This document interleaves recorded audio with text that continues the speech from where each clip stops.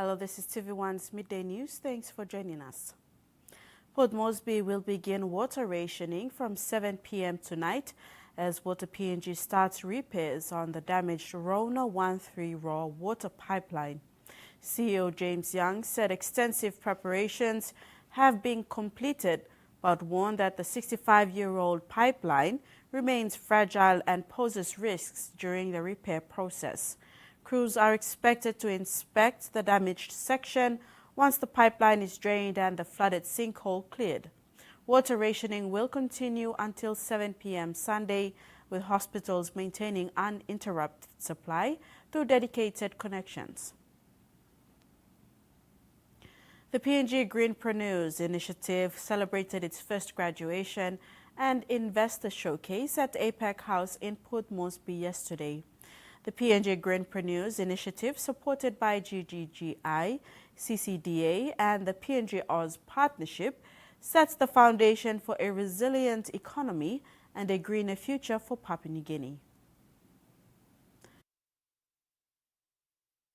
7 provinces, Eastern Islands, Enga, Manus, Milne Bay, Morobe, New Island, and Simbu, were represented at the stage graduation and investor showcase of the PNG Greenpreneurs initiative.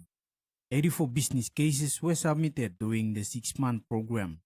11 entrepreneurs stood out, each receiving $5,000 seed grant, about 22,100 kina, to grow their ventures. GGI country representative Mohamed Ali Saik told the graduates that they have planted the seed and it is time to protect it, water it, and give it nutrients. Panelists urged banks to support MSMEs through social collateral and microfinance, while highlighting the new Green Taxonomy program. The PNG Greenpreneurs initiative, supported by GGI, CCDA, and PNG Australia partnership, sets the foundation for a resilient economy and a greener future for Papua New Guinea. Mason Lewis, TVWAN News. SME Corporation has re-strategized its bottom-up approach to delivering key programs and projects by strengthening engagement with ward members and LLG presidents across districts. As part of this approach, the institution has rolled out a 10-day training, bringing a total of 118 participants in New Anglimp district of Jiwaka province. As a pilot initiative, 118 individuals completed the International Labour Organization's Start Your Business, Micro-Enterprise, and Improve Your Business or IYB training programs conducted by SME Corporation. They will be graduated today. The IYB training targeted MSMEs who have already acquired the Start Your Business, Micro-Enterprise training and are already operating in the formal sector, while also supporting business owners lacking basic business skills. President of New Anglimp LLG, Nicholas Kurua, thanked SME Corporation for bringing business development services to the people while supporting local entrepreneurs' registration costs. Under the program, participants contributed 25% of the business registration cost, which is 50 kina, while SME Corporation subsidized the remaining 75%, which is about 100 kina, payable to the Investment Promotion Authority. The initiative is part of SME Corporation's broader effort to bringing its service closer to communities and strengthen grassroots participation. Mason Lewis, TVWAN News.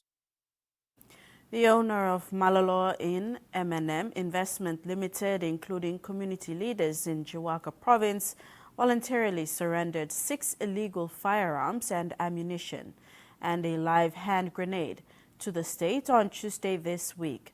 The surrender of these weapons, because of Operation Kumul Peace Awareness Program, is being conducted in various parts of the province. Operation Kumul Peace was officially launched by the Assistant Commissioner of Police Highlands Eastern and Command Clement Dala in July this year. Jiwaka Provincial Police Commander Acting Superintendent Laimo Asi encouraged the people of Jiwaka to stand up against this evil of keeping illegal firearms in their possession because it is not safe and could cause them unnecessary trouble. In regional news, researchers, community members and government agency came together for the Central Australian Heat Resilience Summit in Alice Springs this week to plan for what is expected to be a sweltering summer in Central Australia. Advocates say the heat disproportionately impacts those experiencing homelessness and overcrowding and want to ensure the region is ready for the heat to come. A long, hot summer on the way for Central Australia, prompting this summit in Alice Springs, bringing together local organisations, researchers and health practitioners. To talk about the impacts of climate change and extreme heat and to develop a locally led framework for action. My fears are that we are potentially going to see some of our most vulnerable folks in town become extremely unwell during this summer. Summit participants bringing a range of perspectives on climate, health, weather and energy, with homelessness and adequate housing firmly in the spotlight. Homelessness has always been a public health emergency. Climate change is one as well, and so together I think this is a massive danger, it's a massive risk. Extreme heat has a ripple effect across every part of life in Central Australia, not just housing and homelessness, but health, the environment and even crime, compounding the vulnerabilities people face in this part of the world. This is the critical first step, bringing all of the right people together, then branching out, bringing other people in and coming up with a framework for action and ensuring that this work is ongoing, because the issue's not going away. Building resilience as temperatures soar. In sports, the PNG Chiefs have confirmed they are not pursuing the signatures of Sydney Roosters halfback Sam Walker and Canberra Raiders forward Hudson Young. The PNG Chiefs have responded to media speculation in the recent weeks.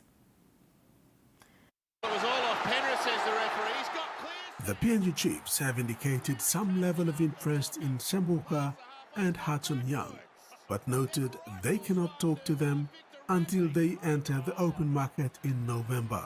Hudson Young, the dummy half, puts in a grabber kick, got away from Tex Hoy. Hudson Young! He scored. He gets there! The Chiefs have launched a serious recruitment drive since they landed the signature of the first signing. The newest NRL franchise raised eyebrows with their recruitment ahead of 2028, with some massive signings in the likes of Jerome Luai, Zach Lomax and Alex Johnston. The recent NRL report stated that the PNG Chiefs have reserved the signing number 7 and pointed out Panthers maestro Nathan Cleary as a possible target. Cleary is free to negotiate with rival clubs after November 1st, and the Chiefs have indicated they are open to any player of their interest that comes on open market. Almost all of Chiefs' signings so far are backline players except for Matthew, who plays pro. They are in the lookout for middles. Given its previous signings, the Chiefs are capable of pulling big signings in the forwards department. Meanwhile, team logo and jersey colors will be revealed in due time.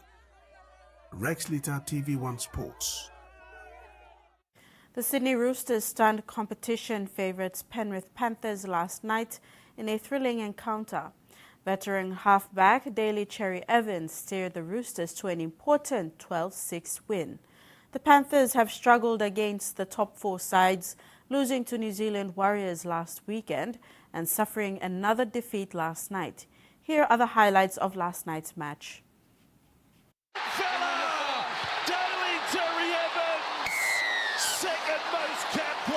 Of Jenkins v. Nwangani Tawaze. You bet your life we do. Up he goes. Jenkins lost it. Toya scores. Toya has scored the Roosters' second. 38-minute Penrith defending inside their 20 for the 36th time tonight. Chance, overlap, Cherry Evans. The 37-year-old DCE has scored a double. The Roosters are growing with the oldest rooster in the coop scoring the try. He came to Bondi. And Midday News ends on that note. More to come at 6. Bye for now.